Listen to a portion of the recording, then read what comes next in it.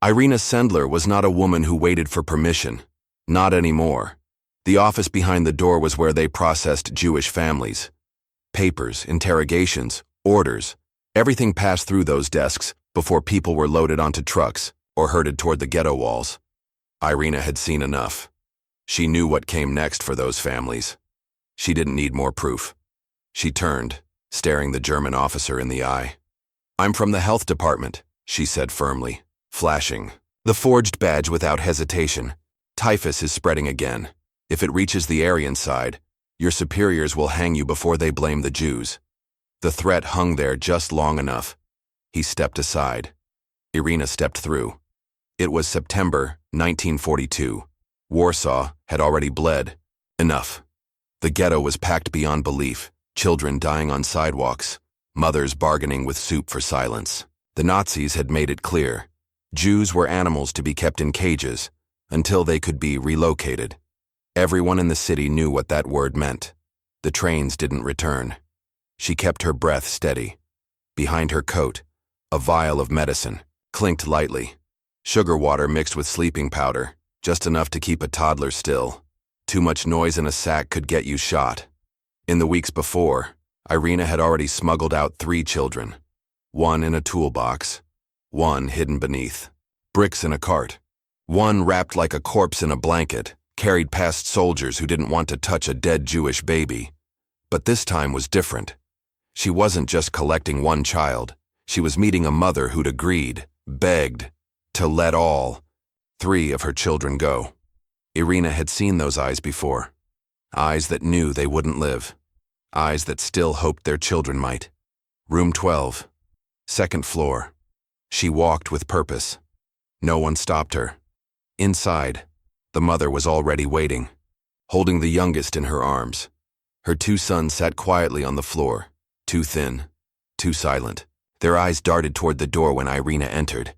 "They're ready," the mother whispered. "I packed a small bag. Just food. No names. You'll give them new names. Yes?" Irena nodded. "We don't use real names. It's safer. They'll be Christian, baptized, and they'll forget you for a time." The woman didn't cry. That part was over. Instead, she kneeled in front of each child, whispering something. Then she stood, pressing the baby into Irena's arms. "If you have to pick one," she said softly, "take the baby. The boys, they're old enough to remember. That's dangerous, I know." Irena shook her head. "All 3, she said. "They're going together." There was no plan for emotion, no space for second thoughts. Irena worked like muscle, memory. The baby went into a sack, barely moving after a tiny drop of the mixture. The boys were dressed in rags and told to stay behind her, heads down, silent. They stepped out. 1 floor down, a corridor, a checkpoint. Her heart was ticking like a stopwatch.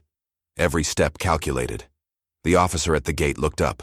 Eyes moved. "Over the sack, over the boys. Health check?" he asked. "Lice," she said, feigning disgust. "The whole building.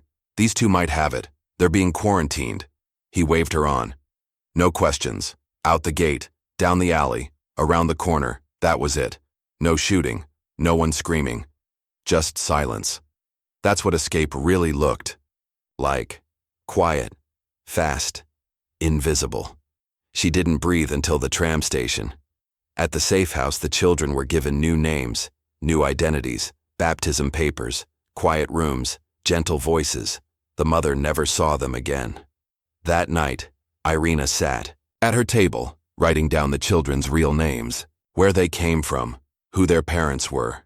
She folded the note, sealed it in a jar, and buried it beneath an apple tree in her friend's yard.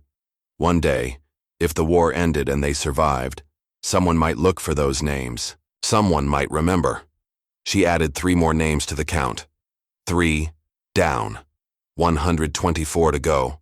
And no one, not even Irena, knew what that number would cost her in the end. By the end of October, Irena couldn't sleep without hearing the trains. Even in her apartment, tucked away behind layers of forged documents and whispered lies, the weight of what was happening outside pressed against her chest like a stone. It wasn't fear of being caught. She'd already accepted that fate. It was the weight of knowing she could never move fast enough, Never save enough. The network had grown. She now had help. Brave souls hiding behind false names, old nurses, teachers, gravediggers, priests, each one risking everything. A wrong word, a curious neighbor, a single child too frightened to stay quiet. It could all unravel in seconds. Her contact, Jan Dobrachynski, a welfare officer who had access to orphanages, began quietly opening spots under assumed identities. Catholic names, invented backstories, a baby from the East, a cousin from Lublin, children who technically didn't exist, but now had church papers and ration cards. They were never safe, but safer. Irena never used the same method twice in the same week. One day it was a delivery truck loaded with potatoes, children hidden beneath sacks. Another day, a funeral procession, a real coffin this time, but with a hidden compartment for a child too weak to walk. She once bribed a guard with 2 liters of vodka and walked out carrying a toolbox, the baby inside asleep, drugged and wrapped in cloth. It wasn't heroism, it was desperation. Each family she met, each mother handing her child over, broke a little more of her inside. They never asked for guarantees, only promises, hollow ones, that their child would live, that they wouldn't forget, that someone would tell them one day who they were and who they came from. She kept every name, every birth date, every small scrap of identity she could gather. The jars were hidden beneath trees, under floorboards, in attics. Names in pencil, wrapped in oilcloth. Irena had no children of her own, but these records, these fragile bits of memory, became her obsession. By November, the Nazis had grown more suspicious. Too many disappearances, too many families missing just their youngest children. They began investigating the health department, and someone, Irena didn't know who, had spoken her name aloud in the wrong room. She came home one night to find her door open. Nothing was taken, but someone had been there. She didn't sleep that night. Instead, she wrote out 3 full lists, names, dates, every child she'd saved. 1 copy went to a priest, 1 to her closest friend, Stefania, who worked with her. The 3rd she kept, hidden inside a wall behind her bookshelf. If they take me, she told Stefania the next morning, don't mourn. Just dig up the jars, find their families. Stefania didn't speak, just nodded. That was enough. But the work didn't stop. 2 days later, she walked into the ghetto again, holding a forged pass and a small bundle of bandages. It was freezing.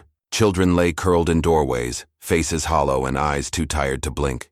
She stepped over one boy she thought was dead, until his fingers twitched. She knelt. "What's your name?" she whispered. The boy blinked, too far gone to answer. She picked him up. He weighed almost nothing. A guard passed, glanced, and looked away. That was always the trick. Act like you belong. Act like death is your business. She carried the boy through the gate, down the street, and into a bakery where the back room had a trapdoor leading to a priest's cellar. The boy survived. His name was Dawid. She added him to the list. One more name in the jar. One more secret buried in a world made of lies. And Irena didn't cry. Not yet. There was no ceremony when the children disappeared. No goodbyes. No tears at the gate. Everything had to look normal. A woman walking down the street with a baby carriage. A janitor pushing a wheelbarrow. A nun carrying bread. That was how it worked. Quiet, invisible acts of defiance. And at the center of it all, Irena. By December, the ghetto walls weren't just fences. They were traps. Higher, guarded more closely. There were rumors that a new wave of deportations was coming. People were vanishing overnight. The screams had faded, replaced by silence. The kind that told you everyone left was just waiting. Irena moved faster. She met a man named Jakob in a pharmacy near the train tracks. He was thin, sickly, always coughing. But his daughter was beautiful, 5 years old, golden curls, eyes that still sparkled. "I can't leave," he told Irena. "But take her, please." She didn't ask why. She never did. She just asked the child's name, gently touched her cheek, and held out her hand. Jakob kissed his daughter's forehead, then turned away without another word. That night, Irena walked past 3 German officers, with the girl in a potato sack over her shoulder. One of the soldiers joked about the weight.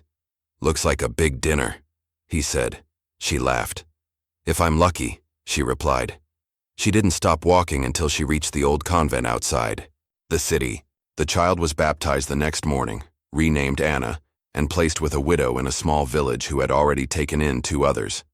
Irena gave the woman enough money for bread, plus the new identity papers she forged herself. 3 days later, the widow was arrested. The neighbors had seen the girl playing outside, too confident, too curious, too Jewish. Irena got there too late. The child was gone. She scratched Anna's name off the list. It was the first time she let herself cry. Not for long, just enough. She couldn't afford to stop. Not when there were others waiting, families in hiding, children growing weaker, mothers growing desperate. Each rescue now carried more risk, more eyes watching. The Gestapo had begun asking questions at the health offices. Too many inspections. Too many sudden visits. One of Irena's close contacts, a nurse named Helena, was taken in for questioning. She held out, said nothing. They beat her, let her go, and left her bleeding in the snow outside her apartment. She never spoke again. Irena didn't stop. Instead, she split the network into smaller cells. No one knew everything. No one person could be blamed if the others were caught. She changed her name again. New badge, new story. One day she was Maria, the next Zofia. Always someone else. At night she visited the apple tree in Stefania's yard, checked the jars, made sure the names were still dry. Each one a life, a promise, a weight on her soul she refused to set down. One evening, she met a boy who refused to go. "I'm not leaving my mother," he said. "I promised." She looked at the woman, skin stretched over bones, eyes already hollow. "She won't last another week," Irena said softly. The boy stared at the floor. "Then I won't either." Irena didn't argue. She handed him a piece of bread and left. 2 days later she returned. He was gone. Only the woman remained, curled against the wall, already cold.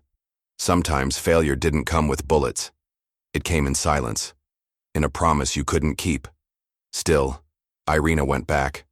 Again and again, because even if she couldn't save them all, she could save some. And that, she decided, was enough. The Germans finally caught her name in March 1943. It was a slip, not hers, but someone close. A whisper overheard in a safe house. A document mishandled. A child too scared who cried when questioned. Irena didn't know exactly who made the mistake, and it didn't matter. The Gestapo now had a name and a face. She felt it immediately. Doors that once opened didn't. Her forged credentials were no longer accepted without questions. Neighbors who used to nod began looking away. A sense in the air, not paranoia but certainty. They were watching her. She met with Stefania in the back of a church where they often passed children off to priests. Irena didn't kneel, didn't cross herself. She just spoke. "They're coming soon. We have maybe a week." "Then stop," Stefania said. "We've saved enough. 110. That's more than anyone else ever could." Irena didn't respond. Instead, she took a crumpled list from her coat. 7 new names, children who were still waiting. One just a baby, barely 2 weeks old. A set of twins, a boy whose mother had been shot trying to steal bread. 7 more, she said simply. Stefania didn't argue again. The next 2 nights were a blur. Movement, tension, lies.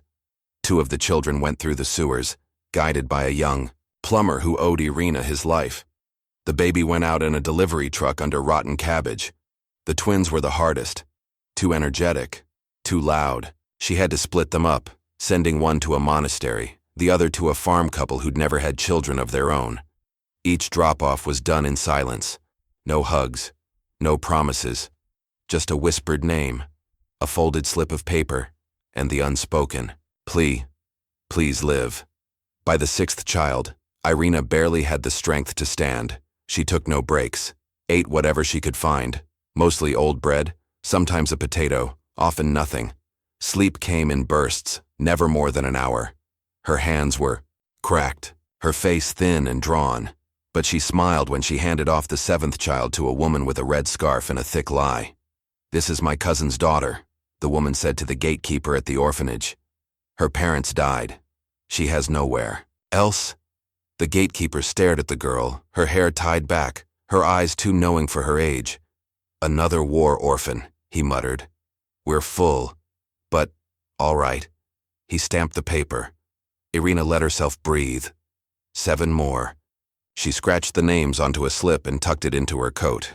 Then she walked home. It was past midnight when they came. 3 men. Black coats. No hesitation. They kicked in the door. No knock. No warning. Irena was still holding the slip of names. One of the men grabbed her by the arm, yanked her up and slammed her into the wall. "We've been watching you," he said. "You think we don't know what you've been doing?" She said nothing. The second man tore through her apartment, pulling up floorboards, scattering papers. He found nothing. Not the jars, not the codes, not the names buried in gardens and behind bricks across the city. Still, they dragged her out.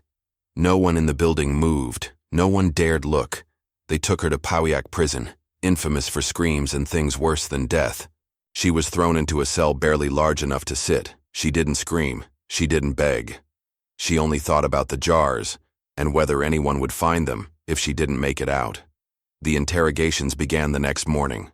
They didn't bother with questions at first. Just fists, boots, silence, followed by pain. Then came the real questions. Who are you working with? How many Jewish brats did you smuggle? Where are the names? Each question came between slaps. Each refusal met with harder blows. They didn't care if she answered. Not really. They wanted to break her, make her a message, a warning, to anyone else who thought Jews deserved to live. But Irena had made her peace long before. She'd walked into every ghetto knowing this moment might come. Death was part of the work. Torture was a possibility. She'd buried that fear along with the names, so she gave them nothing. They broke her legs. The pain was white-hot, immediate, then slow and endless. She passed out twice. When she came to, she was still in the same cell, alone, bloodied, leg bones shattered, both feet swollen and useless. And still, she said nothing. They changed tactics after that. No more beatings. Just time. They left her there, hungry, cold, broken, barely clothed. A doctor came once, looked at her legs, said something about gangrene, and walked out again. No help. No bandages. Just rot. But she didn't die. She stayed alive because she wasn't done, not yet. She thought of every child's name, whispered them to herself when the pain got too much.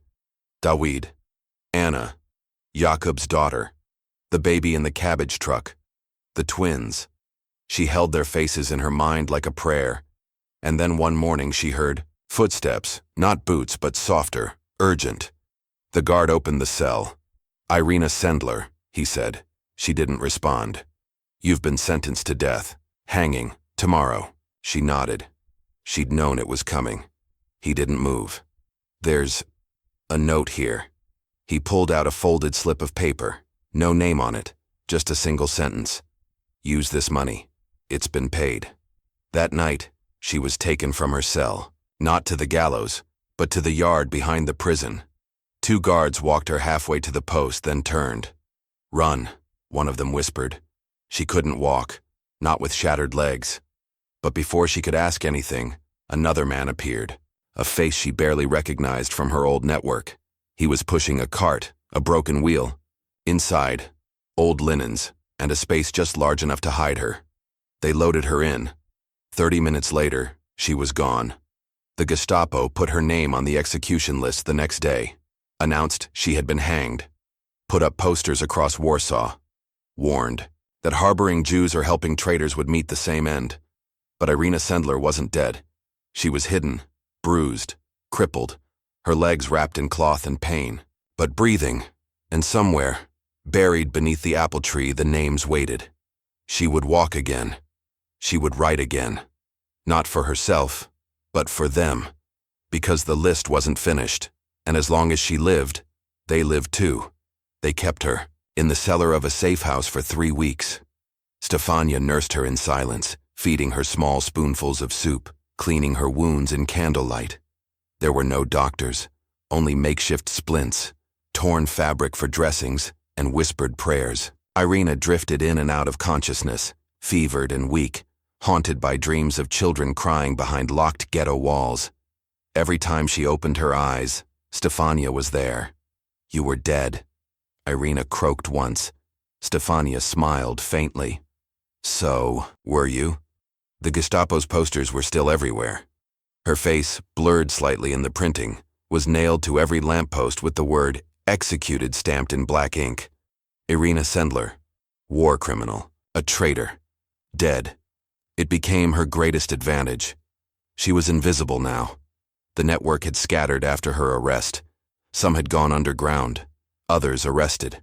A few disappeared entirely, no names, no word. But a handful had stayed, quietly, waiting. When Irena finally sat up without crying out, Stefania brought her paper. "You need to write them down again," she said. "The originals, we don't know how many jars they'll find, if any."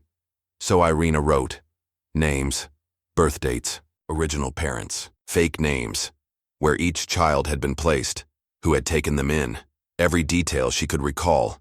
Her handwriting shook. The pain in her legs flared with every movement. But she kept going. There were 123 names when she finished. Only then did she let herself sleep properly. But not for long. A letter came, smuggled from a convent outside Warsaw. 2 girls had been exposed. Twins. Someone had recognized their faces from a Jewish family in the ghetto. The villagers were growing suspicious. The local priest warned that Germans had asked questions. "Should I move them?" Stefania asked. Irena nodded slowly. "Separate them. New identities. Different towns." Stefania hesitated. "They won't remember each other. They will, if they survive." Every movement now required more care. The network could only work in shadows. Irena couldn't go into the field anymore. Her legs wouldn't allow it. But her mind, that was still sharp. She gave orders from bed, made connections through old favors, taught others how to forge papers, how to walk past checkpoints like they belonged. She trained a dozen new hands to carry the work she could, no longer do herself. "I can't be the feet anymore," she told one of the younger women, Marta, who had recently joined.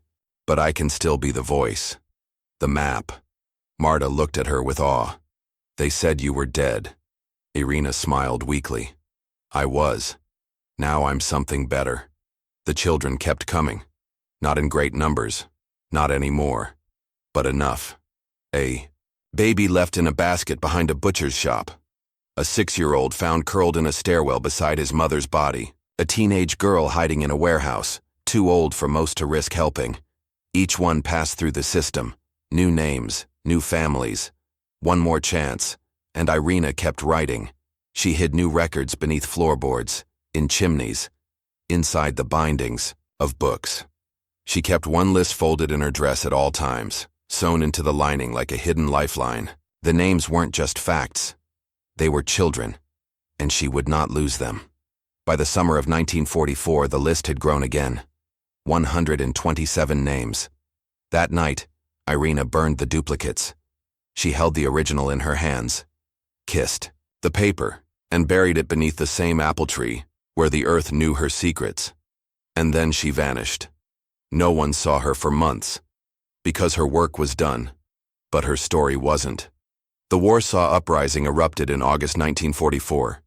The city became a battlefield. German forces, desperate to crush the rebellion, bombed homes, burned blocks, and executed civilians in the streets. Every wall bled. Every corner screamed. The resistance fought back with homemade weapons and fury, but the city cracked under the weight of the Third Reich's vengeance. Irena stayed hidden through it all. Her legs were still healing. She could walk short distances now, with a limp leaning heavily on a cane Stefania carved from a broken chair leg. But she couldn't run. She couldn't escape. If the Germans found her, she wouldn't survive a second time. So she remained, in the shadows, listening to the distant sound of gunfire and boots. The children were scattered across the countryside now. Orphanages, farms, convents. Some remembered her, most didn't. That was the point. They were someone else now. alive, breathing, unaware of the woman who once held their names like holy scripture. One night, a boy arrived at the safe house. He was 13, taller than expected, with sharp eyes and a nervous twitch in his hands. He didn't knock, just walked in and sat on the floor like he belonged. "I remember you," he said. Irena blinked. "You do? You brought me out in a laundry cart. I was 6. You told me not to move. Or I'd die," he smiled faintly. "I didn't move." She stared at him. "What's your name?" He shrugged. "I go by Powell now, but I think I used to be Eli." Irena felt her chest tighten. He reached into his coat and pulled out a folded piece of paper, faded, worn at the edges. It was in a jar. A farmer found it when digging. It had my name. My parents' names too. She took it gently, hands trembling. "That's one of mine," she whispered. He nodded. "I just wanted to see you. To know if it was real." "It was real," she said. "All of it." He didn't stay long, just an hour. Told her he was going to join the resistance in the South. He had nothing else. No family. No reason to wait. When he left, she didn't stop him. Some names came back. Most didn't. And that was okay, because she didn't save them to be remembered. She saved them so they could forget. So they could live. When the uprising collapsed and Warsaw lay in rubble, the Germans began clearing the city street by street.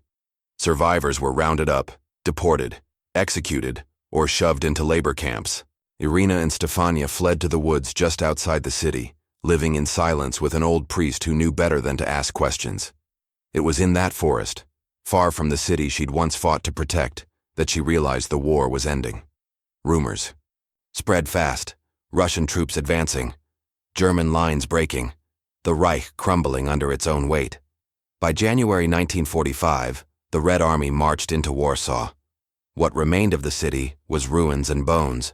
Irena didn't celebrate. She didn't sing. She sat beneath a tree watching smoke rise from the last German checkpoint and thought of names. Children who had no idea they'd been smuggled past death, and those who didn't make it. There were many. Too many. But 127 did. She whispered their names again, one by one.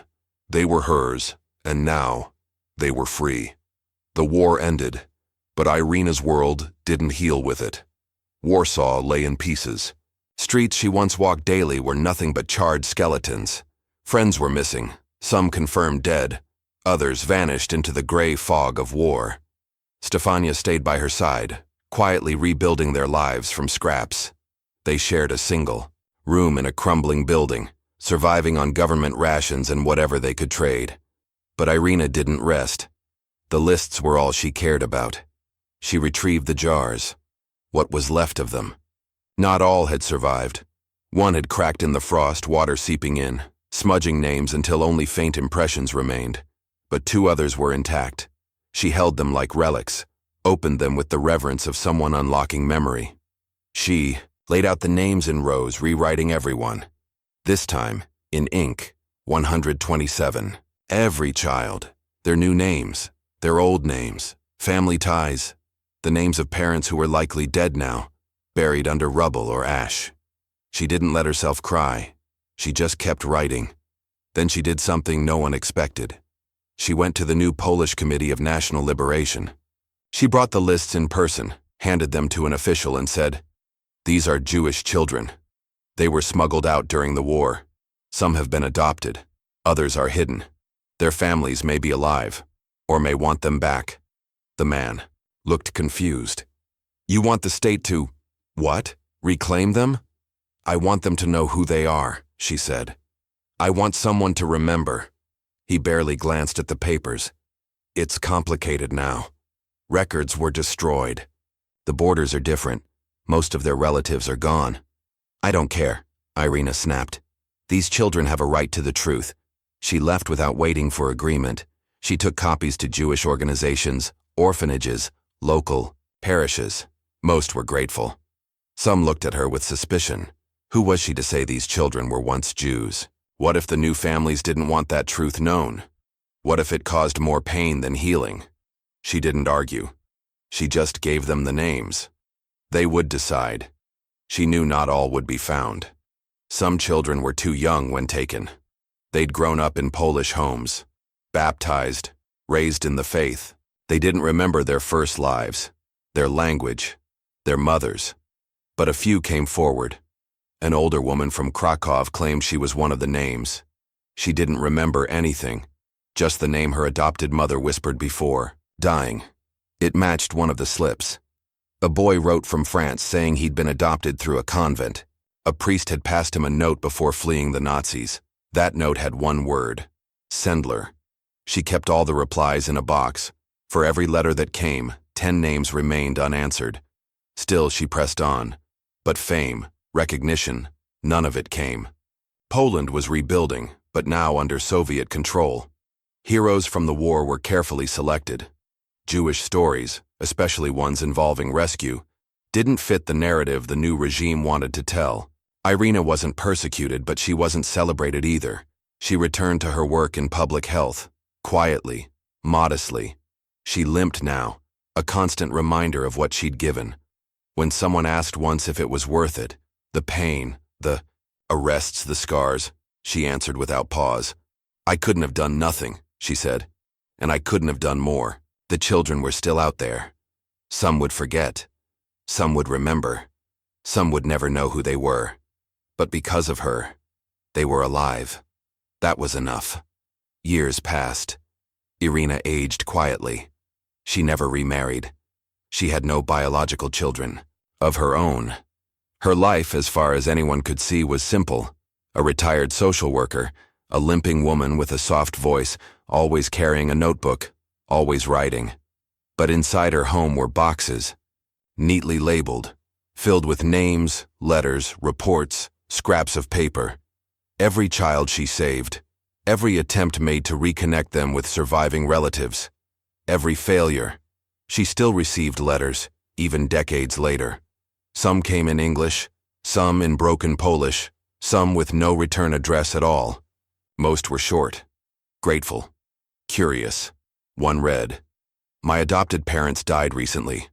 I found a slip in my mother's dresser. It had your name and a Jewish name in brackets. I think it might be me. I don't know what to do with this information, but I couldn't stay silent. Thank you." She held on to everyone. Some of the children came to see her as adults. Not many, but enough to remind her it was real. They'd bring their own children, tell her about their careers, ask her if she remembered how she saved them. She always did. You were the one with the mismatched shoes. You cried, but didn't make a sound. You were so still I thought you'd stopped breathing. Your mother was brave. She didn't even blink when she handed you to me. She remembered everything, not like a story, like a wound that never truly closed. One woman, now in her 40s, sat with Irena in the kitchen, turning a chipped cup of tea in her hands. "I feel guilty. Sometimes," she said quietly, "for living, for not remembering my parents, for having a normal life when others didn't." Irena looked at her. "You don't owe the dead your sadness," she said. "You owe them your life. That's how you honor them, by living it." Well, the woman began to cry.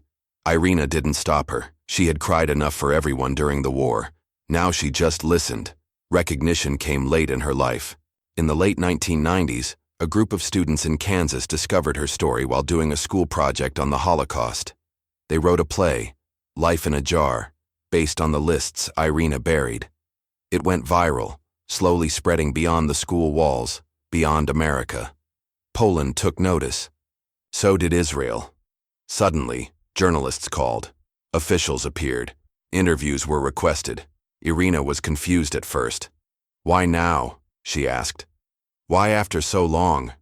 Because people were finally ready to listen. They called her a hero. She hated that word. "I wasn't a hero," she said more than once. "I was a normal person. I saw a child being hurt and I couldn't look away. That's not heroism. That's being human." In 2003, she was nominated for the Nobel Peace Prize. She smiled at the news, then said softly, "Let's hope the world doesn't need people like me again." She never won. The award went elsewhere. She didn't complain. Awards were never the point. 127 children were, and she had never forgotten a single one. In the final years of her life, Irena began organizing the boxes. She knew she wouldn't live forever. Her hands, once steady even under torture, trembled now. Her knees ached, her memory sometimes lagged. But the names remained sharp, unfaded. She could still list them all from memory, recite each false name and the real one behind it, and describe the day she took them from death. She wanted the record to outlive her. Not the recognition, just the truth. For every name she'd saved, there were tens of thousands she couldn't. She didn't want to be remembered as a miracle. She wanted to be remembered as a witness. Stefania came often, older now but still sharp, still protective. They would sit by the window sorting old envelopes, photographs, handwritten scraps barely held together by time. "These should go to a museum," Stefania said once. "Not yet," Irena replied. "They belong to the families first. They're not artifacts, they're children."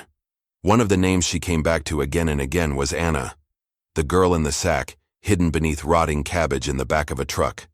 The child who never made it. Irena had never forgotten her mother's face. That expression of desperate hope followed by silence. She'd written to the Red Cross, to post-war Jewish registries, even put ads in survivor bulletins. No one ever came forward. No one claimed her. She didn't even get a grave, Irena whispered once, tracing the name with her finger. "Only a place in my head." Another day, she read a letter from one of the twins.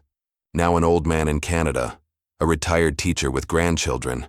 "I always had a feeling there was someone missing, like a shadow. When I found my original name, I knew why. I had a brother. You saved us both. We were reunited last year. I wanted you to know that." She read the letter 3 times, then tucked it away with shaking hands. Some wounds closed, others remained open. That was how it was. One day a journalist asked her if she ever regretted it. "Regret?" she said, puzzled. "I regret not doing more. I regret every child I didn't reach in time. I regret the ones we lost on the way. But what I did? No, never." The journalist hesitated. "And do you believe they'll remember you?" She gave a tired smile. "That's not important. What matters is that they remember who they were, even if they don't remember me." She didn't talk about the fear, the times she almost died, the pain of watching mothers break when they handed over their children, the sound of boots outside her door, the agony of torture. Not because she wanted to be strong, but because those weren't the things she wanted to leave behind. She wanted to leave behind a question. What would you have done? Not could you have saved 127 children, but would you have tried to save even one? She never considered herself better than anyone else. She simply believed that doing nothing, when you knew, was the worst thing a human could do. And in a world full of silence, she chose to act. Even if no one thanked her, even if she vanished, even if she died with the truth buried under an apple tree, that was enough. In early 2007, Irena stopped walking completely. Her legs, long damaged from the beatings in Pauiak prison, had finally given out. The doctors said it was inevitable. The old fractures never healed properly. Over time, the bones twisted, the pain deepened, and eventually her body gave up what her will had carried for decades. She was moved to a care facility just outside Warsaw, a quiet place run by nuns. They knew who she was. Everyone did by then. But no one treated her like a saint, and she never acted like one. She still insisted on being addressed as Irena, not Pani Sendlerowa. She didn't like fuss. She didn't like attention. If someone tried to make a spectacle, she'd wave them off and tell them to help a living child instead. "I'm not history," she once told a young nurse who asked for a photo. "I'm a reminder." Visitors came often now. Survivors, their children, their grandchildren. A few reporters, documentary filmmakers, students. They all wanted something. A quote, a memory, a photograph, a word of wisdom. Irena gave what she could, when she could, but she never exaggerated, never embellished. "I didn't crawl through sewers," she corrected one journalist. Others did. "I coordinated. I carried babies when I had to. I lied. I forged. I bribed." But the real heroes? The mothers who handed me their children. The children who stayed, silent when their lives depended on it. The farmers who risked execution for hiding a stranger. Those were the brave ones. At night, she often asked Stefania to read her the letters again. Old ones. New ones. She knew most by heart. One day, Stefania read a letter from a woman in Tel Aviv. My mother told me the truth before she died, that I was born in Warsaw, that I was Jewish, that a woman with strong arms and kind eyes took me away in a laundry basket and saved my life. I spent 20 years hating her for keeping that secret, and 20 more thanking her. Irena closed her eyes and let out a breath. I remember her, she said softly. She had a birthmark on her left ear. Her father was a violinist. Do you want to write back? Stefania asked. No, Irena whispered. She knows enough now. That's all she needed. In the hallway outside her room, someone had pinned up a printout of the Nobel Peace Prize announcement from years ago. Her name was there, nominated, not chosen. She never asked them to take it down, but she also never looked at it. Recognition had never been the goal. One morning she woke Stefania just before sunrise. I had a dream, she said, voice weak, breath short. I saw them, all of them, sitting in a circle, the children. They were playing, laughing. They had no idea who I was. She smiled. That's the way it should be. She reached for Stefania's hand, her grip still surprisingly firm. When I go, she said. Don't let them say I was extraordinary. Say I was ordinary, and I chose. Then she fell asleep. She didn't wake up for 2 days. On May 12, 2008, Irena Sendler died. She was 98 years old. There were no sirens, no national silence. The world moved on, quietly, as it always does.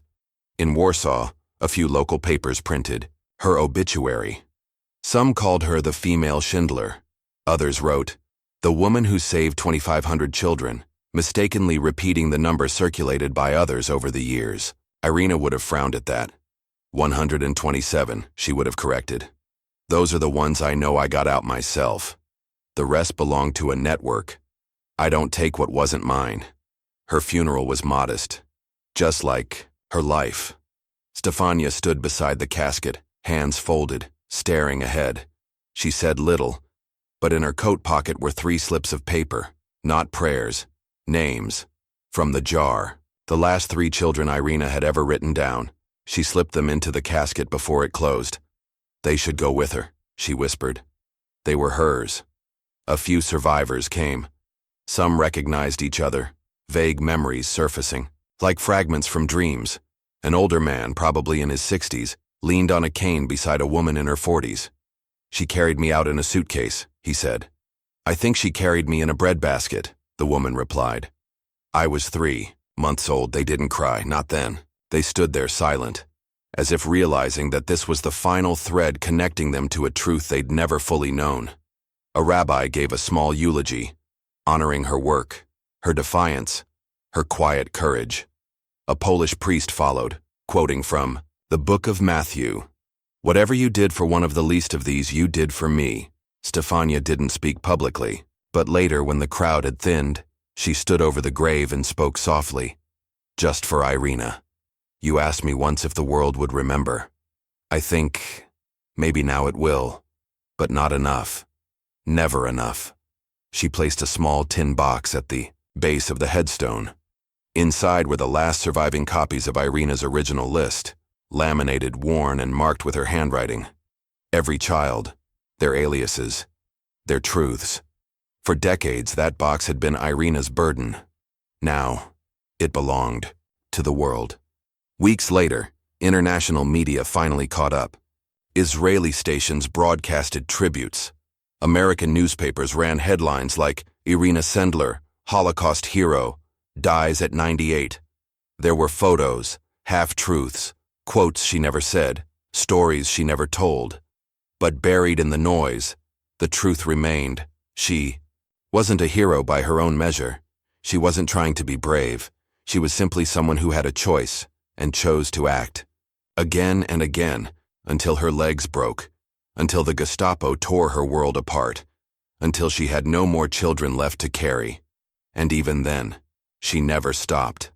Long after her body failed, she still carried their names. That was Irena's legacy.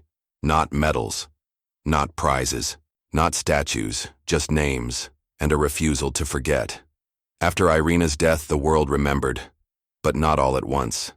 A small museum in Warsaw dedicated a corner to her memory. Nothing grand, just a glass case with her photo, her forged papers, and a copy of the list.